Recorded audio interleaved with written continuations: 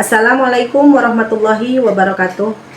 Salam sejahtera bagi kita sekalian. Perkenalkan, nama saya Maliah SPDI. Saya adalah guru mata pelajaran PAI di SMPI Bina Insani, Kabupaten Bogor, Provinsi Jawa Barat. Sekaligus saya sebagai mahasiswa PPG dalam jabatan tahun 2025 di LPTK Universitas Islam Negeri Sunan Kalijaga, Yogyakarta, dengan NIM 25404111598. Pada hari ini, Selasa, tanggal 7 bulan Oktober 2025, saya akan melaksanakan ujian kinerja atau UKIN secara luring di sekolah saya SMPI Bina Insani pada materi meyakini kitab-kitab Allah, menjadi generasi pecinta Al-Quran yang toleran.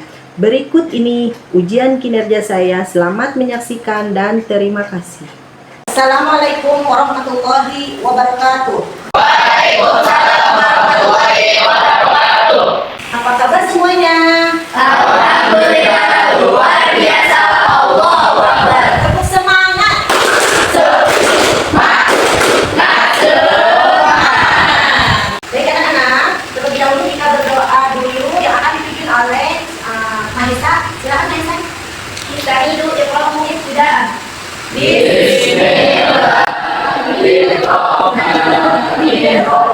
Absen dulu ya. Asifah Robiatu Ramadhani. Hadiran anak Ahmad. Alhamdulillah semuanya hadir ya pada hari ini. Oke, Ibu periksa rapihan dan kebersihannya dulu ya. Sudah bersih apa belum? Udah rapi apa belum? Ada sampah apa enggak? Baiklah, kalau udah bersih, udah rapi, mari kita mulai lah. Baiklah anak-anak, sebelum belajar kita expliking dulu. Aturannya sederhana, sebut warnanya, jangan kita mulai ya. Atau ganti ya.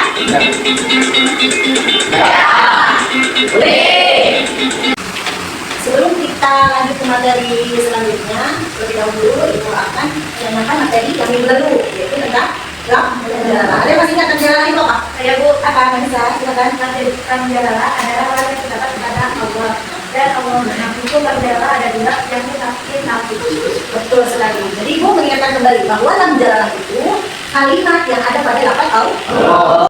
Hari ini kita akan belajar bagaimana iman kepada Allah bisa menjadi karakter yang hebat dan toleran. Tujuan belajar kita yang pertama, yaitu siswa dapat memahami makna iman kepada kitab-kitab Allah. Yang kedua, siswa dapat menyebutkan kitab-kitab Allah dan Rasul penerimanya. Baik, pada hari ini kita akan membahas materi tentang meyakini kitab-kitab Allah menjadi generasi pecinta Al-Quran yang toleran. Nah, anak-anak, coba kalian sebutkan kitab-kitab Allah yang kalian ketahui. Ada yang tahu siapa Nabi yang menerima kitab tersebut? Apa sih Pak? Al-Quran diturunkan oleh Nabi Muhammad SAW. Al-Quran diturunkan kepada Nabi Muhammad. Selain Al-Quran, Saya Bu, apa itu? diturunkan kepada Nabi Daud alaihissalam. kitab Zabur diturunkan kepada Nabi Daud alaihi salam. Baru dua kitab, dua lagi. Ayo siapa lagi? Saya Bu, kitab Injil diturunkan kepada Nabi Isa. Kitab Injil diturunkan kepada Nabi Isa. Ayo, satu lagi kitab. Siapa yang tahu? Saya Bu, Apa ya? diturunkan oleh Nabi Musa. Kitab Taurat diturunkan kepada Nabi Isa. Jadi ada 4 kitab yang harus kita ketahui. Kita lanjut ke peta konsep. Nah, peta konsep kali ini meyakini bahwa Allah telah menurunkan kitab-kitab kepada Rasul. Mengimani kitab-kitab Allah artinya kita harus percaya bahwa kitab-kitab Allah diturunkan kepada Rasul. Selain kitab-kitab tersebut, ada juga suhuf Musa dan suhuf Ibrahim diturunkan kepada Nabi Musa dan Nabi Ibrahim. Nah, meyakini kebenaran Al-Quran dan kebenaran kitab-kitab terdahulu, mencintai Al-Quran itu dengan cara kita membaca, gitu ya. Kalau kita punya cinta sama Al-Quran, kalau kita cinta mengimani Al-Quran, artinya kita harus membaca. Selain membaca harus memahami, harus mentadaburi dan mengamalkan dalam kehidupan sehari-hari. Nah, selanjutnya kita bahas tentang makna iman kepada kitab Allah. Makna iman kepada kitab Allah yaitu iman kepada kitab Allah berarti mempercayai. Berarti kita percaya, percaya sama kitabnya Allah, percaya dan meyakini sepenuh hati bahwa Allah telah menurunkan kitab-kitabnya kepada para nabi atau rasul yang berisi wahyu Allah untuk disampaikan kepada seluruh umat manusia. Ini makna dari iman kepada kitabnya Allah, percaya kepada kitabnya Allah. sini disebutkan walladzina yu'minuna bima unzila ilaika wa ma unzila min qablik wa bil akhirati hum yuqinun. Coba kita baca bareng-bareng. Ya, baca bareng-bareng sampai selesai. Bismillahirrahmanirrahim. Walladzina yu'minuna bima unzila ilaika wa ma unzila min qablik wa bil akhirati hum yuqinun. Yang artinya dan mereka yang beriman pada Al-Quran, artinya mereka yang percaya kepada Al-Quran yang diturunkan kepada Nabi Muhammad dan kitab-kitab suci yang telah diturunkan sebelum engkau, dan mereka yakin akan adanya akhirat. Oh, kita lanjut lagi. Nah, nih nama kitab-kitab Allah yang tadi kalian sebutkan. Taurat tadi pada Nabi Musa, Zabur Daud, Al-Quran pada Nabi Muhammad, terus Injil Isa. Nah, kita bahas lagi tentang suhuf yang ibu sebutkan tadi. Nah, apa itu suhuf? Suhuf adalah merupakan wahyu dari Allah yang diturunkan kepada Nabi, tetapi tidak wajib untuk disampaikan kepada umat. Nah, beda dengan kitab-kitab yang kita wajib kita ketahui seperti Zabur, Taurat, Injil, Al-Quran. Tapi ini suhuf. Nah, adapun para nabi yang mendapatkan suhuf, diantaranya adalah yang pertama Nabi Musa memiliki berapa suhuf? 10. Yang kedua Nabi berapa suhuf? 10 suhuf. Nabi Ibrahim memiliki 30 suhuf. Nabi Idris memiliki 30 suhuf. Yang terakhir yaitu Nabi siapa? Hah? Nabi Syed memiliki 60 suhuf. Baik, intinya generasi pencipta Al-Quran, yaitu generasi Al-Quran adalah mereka yang tidak hanya mampu membaca Al-Quran dengan fasih, tetapi juga dapat memahami maknanya dan mengamalkannya dalam kehidupan sehari-hari. Ibu berharap kalian semua yang ada di sini menjadi generasi pecinta Al-Quran. Artinya Al-Qurannya setiap hari harus dibaca. Nah, selanjutnya ibu akan memberikan kalian tugas berkelompok. Nah, apabila ibu sebutkan, misal cari 1, berarti sendiri. Cari 2, cari pasangan 2. Cari 3, berarti harus cari 3. Cari 4, cari 5, gitu. Dan seterusnya. Silakan coba berdiri.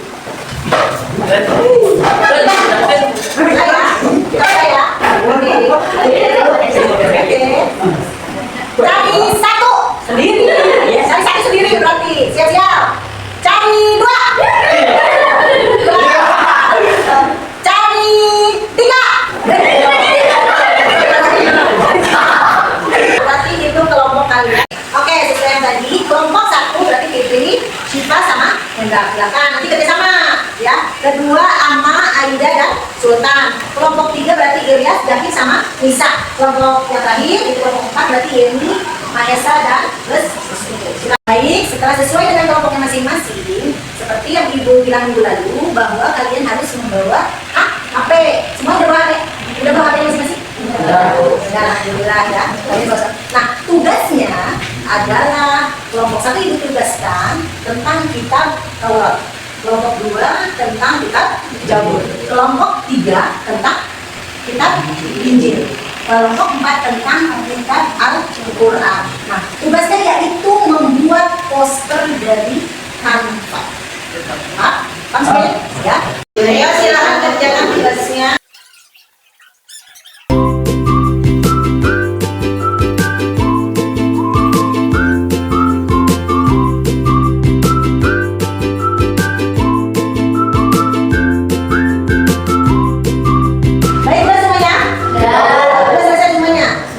Mempresentasikan tugasnya masing-masing. Silakan kelompok yang pertama, kelompok Syifa, Fitri dan juga silakan.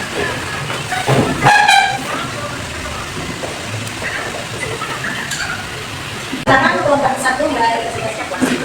Assalamualaikum warahmatullahi wabarakatuh. Waalaikumsalam warahmatullahi wabarakatuh. Silakan kami dari kelompok 1. Saya kasih kabar dari Saya tidak. kami silakan menjelaskan gimana cara kita tahu bahwa ini Nabi yang menerima kitab Taurat adalah Nabi Musa alaihissalam. Firaun yang mengikuti Allah.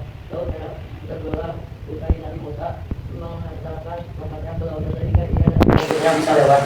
Nabi Musa dan para pengikutnya berhasil menyeberangi Laut Merah dan selamat. Sedangkan Firaun dan para tentaranya tenggelam karena Laut Merah yang tadinya tenggelam pulih seperti sedia kala.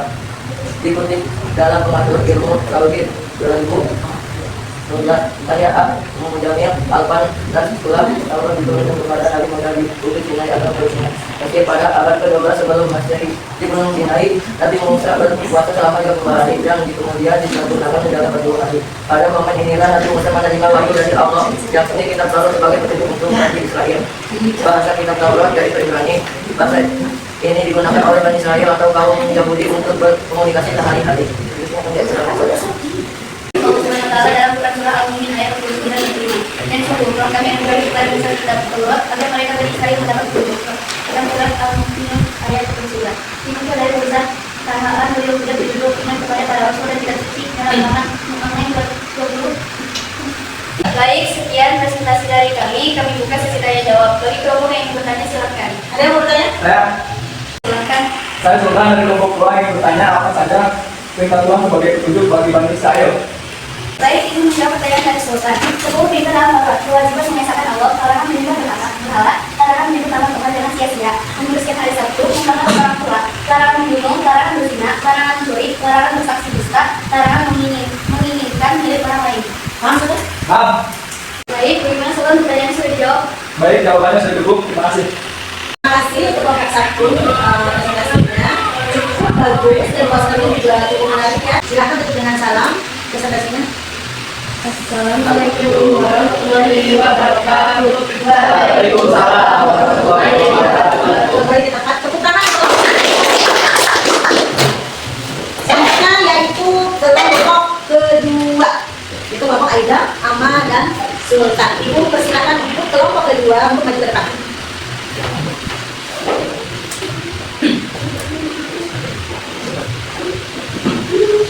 Mulai kelompok kedua. Assalamualaikum warahmatullahi wabarakatuh. Waalaikumsalam warahmatullahi wabarakatuh. Perkenalkan, nama saya Sultan dari kelompok 2. Perkenalkan, nama saya Citra Raja. Perkenalkan, nama saya Muhammad Mokhtar dari kelompok 2. Selain itu, keterangan tentang Zabur ditemukan pula pada surat Al-Imran ayat 184, Al-An'am ayat 105 dan Sabah ayat 7. Dan Tuhanmu lebih mengetahui siapa yang di langit dan bumi. Dan sungguh kami telah memberikan kelebihan pada sebagian nabi di atas sebagian yang lain dan kami memberikan Zabur kepada Daud. Quran surat Al-Isra ayat 50. Sesungguhnya kami telah memberikan wahyu kepadamu sebagaimana kami telah memberikan wahyu kepadamu dan nabi-nabi yang kemudiannya. Dan kami telah memberikan wahyu kepada Ibrahim, Ismail, Ishak, Yakub dan anak cucunya Isa, Ayub, Yunus, Harun dan Sulaiman. Dan kami memberikan Zabur kepada Daud. Bagi ulama menyamakan kitab Zabur dengan sebutan maksud kata Zabur sama dengan kata dalam bahasa Ibrani Jamir yang bermakna lagu atau musik. Kitab Zabur memiliki watak isi berupa zikir, pengajaran dan firman. Kitab ini menjadi petunjuk atau wahyu Allah untuk diturunkan bagi umat Bani Israel. Kita cukupkan presentasi dari kelompok kami. Kita buka sesi tanya jawab. Ada yang mau bertanya? Saya Baik, silakan. yakin dari kelompok 3 ingin bertanya. Tadi saya pernah memperhatikan. Jabur itu pakai bahasa apa? Izin menjawab pertanyaan dari kelompok 3. Kitab Zabur menggunakan bahasa Kipti. Ingat ya, Jakin, kitab Zabur itu dari bahasa Kipti. Jadi depannya kamu kalau lagi kelompok yang lain presentasi jangan tanda. Jadi biar lebih paham lagi. Jadi intinya gini, kitab Zabur yang dituliskan kepada Nabi Daud adalah suaranya yang sangat indah ketika membaca dan menyanyikan ayat-ayat kitab Zabur. Nah, kitab Zabur itu sendiri menggunakan bahasa Kipti, diturunkan pada abad 10 sebelum Masehi di Kanaan. Nah, kitab Zabur ini berisi pujian, doa, zikir, dan hikmah, diturunkan kepada Nabi Daud. Untuk kaum siapa? Untuk kaum Bani Israel Yahudi. Paham semuanya? Ada yang mau bertanya lagi nggak? Nah, cukup. Terima kasih untuk kelompok 2 atas presentasinya. Kita akan tutup dengan salam kemudian kembali ke tempat. Assalamualaikum warahmatullahi wabarakatuh. Waalaikumsalam warahmatullahi wabarakatuh. Kita ke kelompok 2. Kita lanjut kepada kelompok 3, yaitu menjelaskan tentang kitab Injil. Silakan untuk kelompok 3 menjelaskan.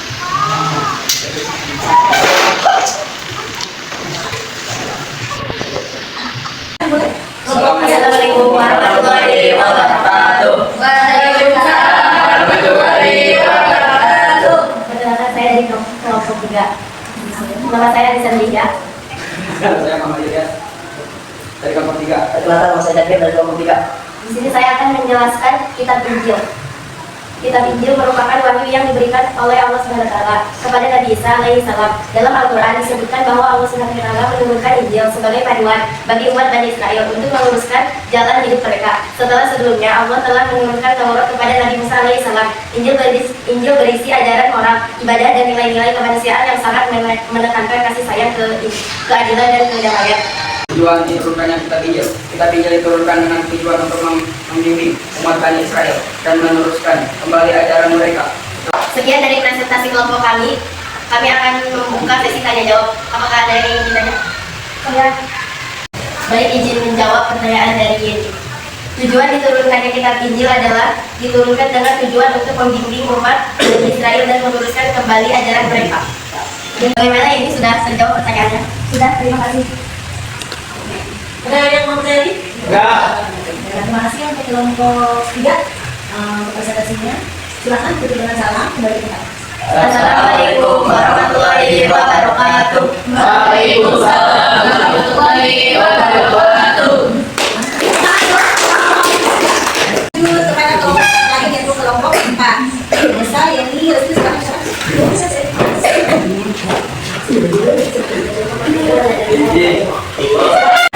Assalamualaikum warahmatullahi wabarakatuh. Waalaikumsalam warahmatullahi wabarakatuh. Perkenalkan, kami dari kelompok 4. Kami akan menjelaskan hasil diskusi kelompok kami yang berjudul Kitab Al-Qur'an. Perkenalkan, nama saya Ahmad Putri. Perkenalkan, nama saya Yafiani. Di sini saya akan menjelaskan tentang pengertian Al-Qur'an. Pengertian Al-Qur'an dalam artikel kali ini terbagi menjadi 2 macam. Pengertian itu satu, pengertian Al-Qur'an menurut bahasa dan istilah, dan juga pengertian Al-Qur'an menurut para ahli. Lalu mana yang benar dari kedua pemahaman tersebut? Kedua pemahaman tersebut benar, dan semuanya bisa kita pelajari untuk menambah wawasan pengetahuan tentang Al-Qur'an. Pengertian Al-Qur'an menurut bahasa dan istilah. Secara bahasa dan istilah, Al-Qur'an adalah sebuah kitab suci bagi seluruh umat Islam yang sifatnya wajib untuk diketahui, dibaca, diamalkan, dan dipelajari. Selain itu, Al-Qur'an juga merupakan sebuah sumber pedoman hidup dan sumber hukum utama dalam ajaran agama Islam. Al-Qur'an sendiri berasal dari bahasa Arab yang mana merupakan bentuk jamak dari kata benda masdar. Al-Qur'an diambil dari kata kerja qara'a yaqra'u qur'anan, yang berarti sesuatu yang dapat dibaca berulang. Jika kita lihat penjelasan di atas secara istilah, berarti Al-Qur'an merupakan sebuah bacaan yang bersifat mulia dan merupakan wahyu dari Allah Ta'ala kepada Nabi Muhammad SAW. Demikian presentasi yang telah kami bacakan. Kami akan membuka sesi tanya jawab. Apakah ada yang mau bertanya? Saya ada dari kelompok 2 yang bertanya, kapan Al-Qur'an diturunkan?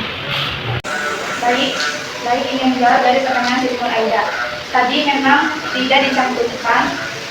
Al-Qur'an diturunkan pada 17 Ramadan yang disebut Nuzulul Qur'an. Atas jawabannya. Jadi gitu ya. Al-Qur'an itu diturunkan pada tanggal 17 Ramadan, tepatnya Nuzulul Qur'an. Nuzulul Qur'an itu artinya diturunkannya Al-Qur'an pada tanggal 17 Ramadan. Diturunkannya kepada siapa? Kepada Nabi Muhammad SAW. Terima kasih untuk kelompok 4. Silakan ditutup dengan salam, kemudian kembali ke tempat. Assalamualaikum warahmatullahi wabarakatuh. Waalaikumsalam warahmatullahi wabarakatuh. Tepuk tangan. Terima kasih untuk semuanya.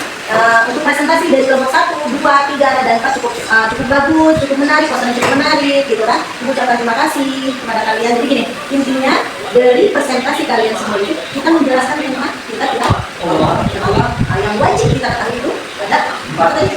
Yang pertama yaitu kita Taurat, kedua yang keempat Al-Qur'an. Nah, kitab Al-Qur'an adalah penyempurna semua kitab ya. Kenapa pembelajaran hari ini? Alhamdulillah, kalian hebat, kalian luar biasa. Ibu ucapkan terima kasih untuk semuanya. Kita tepuk tangan untuk kalian semua.